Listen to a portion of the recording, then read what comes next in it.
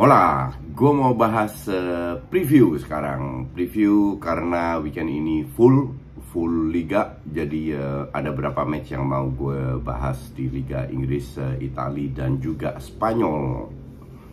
Sebelum kesana, gue mau ajak kalian gabung di Peluit Panjang. Jadi Peluit Panjang itu adalah sebuah website di mana mereka memberikan berita sepak bola dari luar dan dalam dikupas tuntas, dan juga banyak analisis yang mereka lakukan terhadap pertandingan. Jadi kalau mau prediksi dan lain-lain itu silahkan ke Peluit Panjang, jangan tanya gue, mereka lebih ahli tentang itu. Websitenya itu gampang, peluitpanjang.id. silahkan cek di situ, banyak sekali berita-berita baru yang mungkin gue tidak bisa sampaikan, tapi ada di Peluit Panjang, sangat updated. Di samping itu mereka punya grup Telegram, isinya sudah hampir 6.000, kalau nggak salah 5.800. Itu di sana kita tukar pikiran, dan gue juga hadir di sana, gue juga ada di situ. Juga diskusi normal. Jadi gue mau ajak kalian karena kalau kita diskusi di Twitter kan waktunya terbatas, makanya gue ajak kalian untuk gabung di grup Telegram itu biar kita bisa lebih enak. Gue tiap hari hadir kok, nggak tergantung waktu gue, tapi kalau gue ada waktu gue mampir ngobrol dan lain ya. Jadi gue ajak lu untuk ngeliat di websitenya dan juga gabung di grup Telegram. Nah, semua itu ada di deskripsi, di link di bawah ini ya. Kita ke Liga Inggris dulu. Gue lihat sambil lihat iPad gue, Watford, Norwich, Everton, MU ketemu West Ham. Nah, MU ini kan baru kemarin menang, layak menang lawan Brentford. Brentford itu nggak nendang sama sekali. Tapi menangnya itu berdasarkan babak kedua, karena babak pertama jelek banget dan diselamatkan kembali oleh si siapa namanya, De Gea. Nah, sementara West Ham ini giant killer. Kalian tahu semua bahwa tim-tim besar kesulitan. Kenapa tim-tim besar kesulitan? Karena mereka punya counter yang sangat bagus, reaction football yang sangat bagus, dan kelihatan lawan Leeds aja yang main terbuka di kandang mereka kalah. Apa yang jadi masalah dengan MU sekarang? Sebenarnya gue nggak ada, karena kalau lu punya pemain bagus yang sesuai dengan kapasitas pemainnya, lu main 4-2-2, mau main 4-2-3-1, mau main 4-3-3, mau 3 back, 4 back, nggak ngaruh, karena pemain lu hebat. Yang jadi masalah adalah mentalnya, dan gue lihat Rangnick ini masih belum bisa menguasai ruang ganti MU. Kasus Martial, gue nggak tahu yang berbohong siapa, dia atau Martial, yang mengeluarkan statement bertentangan. Terus kemarin Ronaldo ditarik ngamuk. Ini kan impressionnya ke depan itu nggak begitu bagus terhadap pemain muda juga. Belum Greenwood yang jelek banget, dia cetak gol kemarin kan cuma tap in doang. Selalu menjadi starter. Lingard, Van de Beek nggak pernah dipakai untuk ya paling top 10 menit lah. Pada saat nggak jalan sama sekali. Padahal Greenwood sama Rashford ini, Sancho juga akhirnya ini jarang dipakai. Itu main buruk banget, egois banget, nggak ada perubahan juga. Jadi ini yang penting kan, bahwa kalau seandainya main jelek harus ada perubahan dari sisi dari sisi serangan lah. Karena peluang, they create peluang. Bukan mereka nggak ada peluang, mereka mendapatkan peluang. Cuman kalau winger yang diharapkan untuk bisa melakukan passing kepada Cavani atau Ronaldo di depan, tapi mereka egois, ya susah juga. Dan gue bilang Rangnick belum menguasai ruang ganti, belum menguasai pemain. Jadi masih masih 50-50 lah. Maka dari itu performa MU ini masih nggak konsisten. Kalau seandainya menang, percaya diri minimal akan naik. Minimal friksi yang ada di dalam itu sudah sedikit sedikit dikurangin. Tapi kalau seandainya kalah atau kehilangan poin, tambah tertinggal lagi dengan 3-4 besar, akan keluar lagi unek-unek ini. Jadi if you ask me apakah menang atau enggak, ini tim nggak bisa diprediksi. Dan gue bilang in this case, karena reputasinya West Ham musim ini 50-50 match. Terus di hari Minggu Arsenal lawan Burnley. Masih ada Southampton lawan City. Southampton ini main sangat terbuka ya, dan mereka sangat kuat dengan salah satu peluang mereka itu kan di bola mati. Tapi kita juga tahu City lagi on fire banget, dan ya bukannya nggak bisa menang ya. Kalau City jelek banget bisa-bisa aja, cuman kalau City jelek pun lapisnya itu masih bagus, kedalaman squad itu masih bagus. Jadi ya gue nggak ngelihat Southampton bisa menang lawan City. Apalagi kalau mereka bermain kayak Leeds, berani terbuka ya, gue rasa selesai ini. City lagi di atas angin juga kan, jadi tim yang lagi di atas angin dapat bola 50-50 itu akan masuk, nggak kena tiang, nggak ada kartu merah, nggak ada apa kayak gitu loh. Jadi gue nggak ngelihat ini ada kejutan. Crystal Palace Liverpool, nah ini seru Crystal Palace Liverpool karena untuk gue kemarin lawan Brentford belum terbukti, dan lawan Arsenal di semifinal tuh Arsenal lagi jelek banget, nggak ada penggantinya. Nah Crystal Palace juga tim counter kan, tim counter, kemungkinan besar bertahan. Lihat bisa nggak si Liverpool tembus. Kehilangan Sané Mane ini kan sangat berpengaruh dari sisi kreativitas.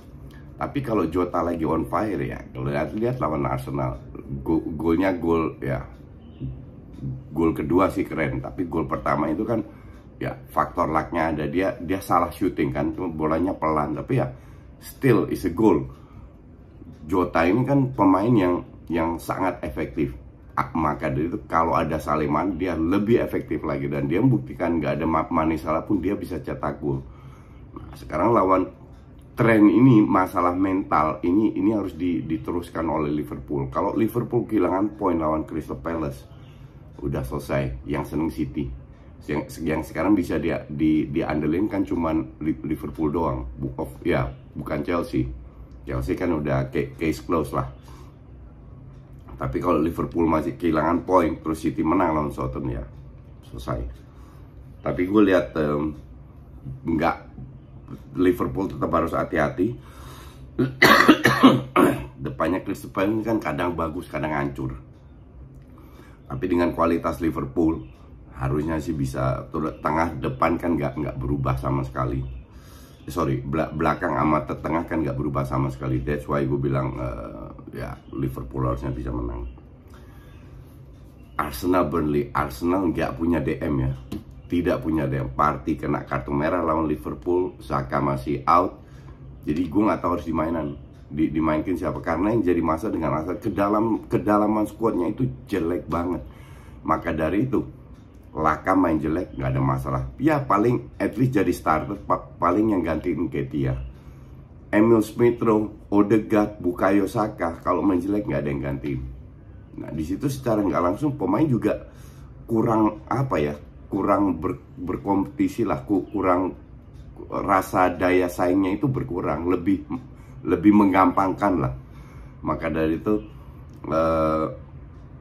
at least harus datangkan lagi 6 pemain musim ini untuk bisa melawan. Ketemu Burnley harusnya bisa menang, ya kita lihat.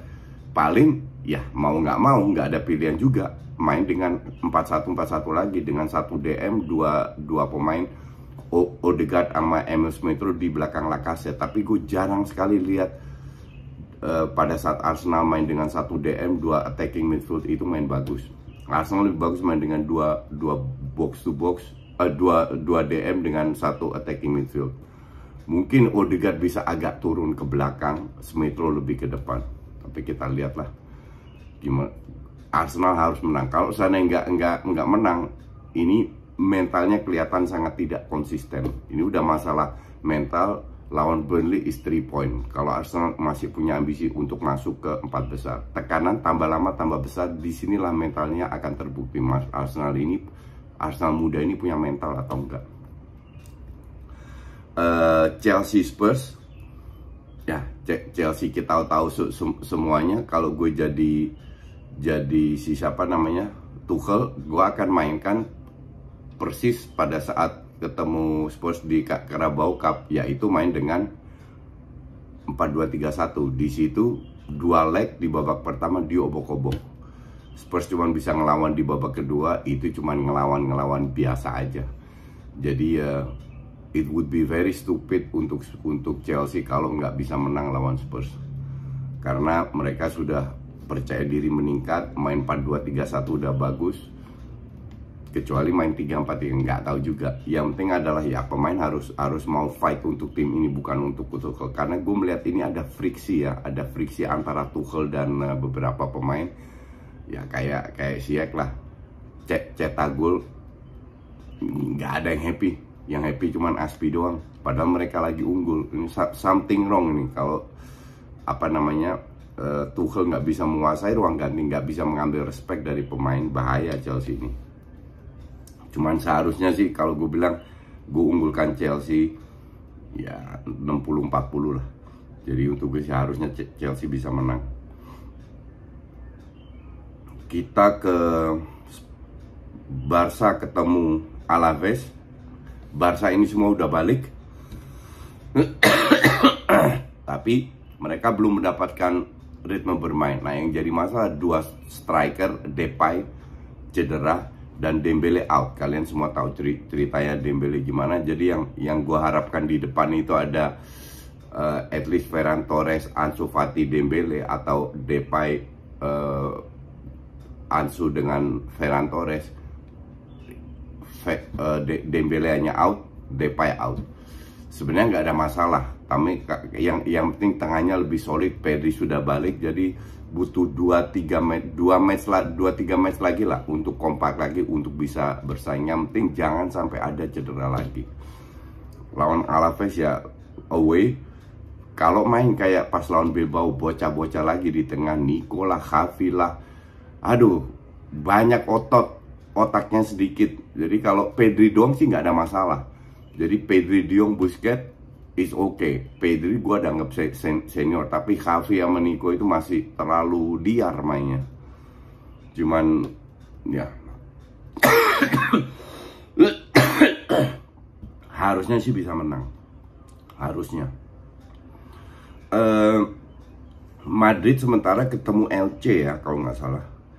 Madrid ketemu LC home. Ya Madrid ini lagi on fire banget, nggak ada yang apa namanya, nggak ada yang apa namanya dibutuhkan, karena pemain-pemain penting, 3 pemain penting sama Benzema fit. Lihat pada saat lawan LC di Copa del Rey, nggak ada Modric, ada Kroos, dengan berapa pemain itulah cadangan, butuh extra time loh lawan LC. Akhirnya menang karena pemain intinya di menit 65 kalau nggak pada masuk semua. Kalau semua pemain inti main, ya gampang banget menang lah. Kasarnya seperti itu. Gampang dalam arti mesin ini berjalan oke banget, lagi di atas angin. Jadi bola 50-50 akan mereka menangkan. Gitu. Jadi ya kita lihat, feeling gue sih, gue nggak ngelihat Madrid di kandang kehilangan poin. LC pasti bertahan. Kalau Kroos, Modric, Benzema on fire ya they win the game. Tapi kalau nggak, bisa aja mereka kehilangan poin. Itali apa yang seru ya? Itali ini Juve, nah Itali nggak ada yang seru. Semua rata-rata. Inter ketemu Venezia, Lazio, Atalanta. Ya, Atalanta, Napoli lah. Lazio, Atalanta sih gue bilang ya harusnya Atalanta dari si permainan Atalanta. Tapi Lazio sering memberi kejutan ketemu tim besar. Jadi ya kalau gue bilang sih dari sisi strategi gue bilang Atalanta. Lazio ini agak lelet ya. Tapi kalau pemainnya lagi babuk bisa aja kalah. Milan lawan Juve, ya hampir lupa gue. Milan lawan Juve. Ya, Milan ini apa ya? Milan yang jadi masalah dengan Milan ini nafsunya itu terlalu besar. Jadi seringkali mereka kehilangan keseimbangan, terutama di tengah pada saat mereka terutama menyerang. Nah, sementara Juve, gue bilang Milan akan menguasai pertandingan, ball possession. Sementara Juve, very sneaky team. Kreativitas nggak terlalu banyak, cuman mereka bisa memanfaatkan terutama lini tengah dengan counter attack. Kalau lu lihat, kalau ada Kessie itu mungkin masih ada balance, tapi siapa itu Bakayoko atau siapa yang itu jelek banget di tengah.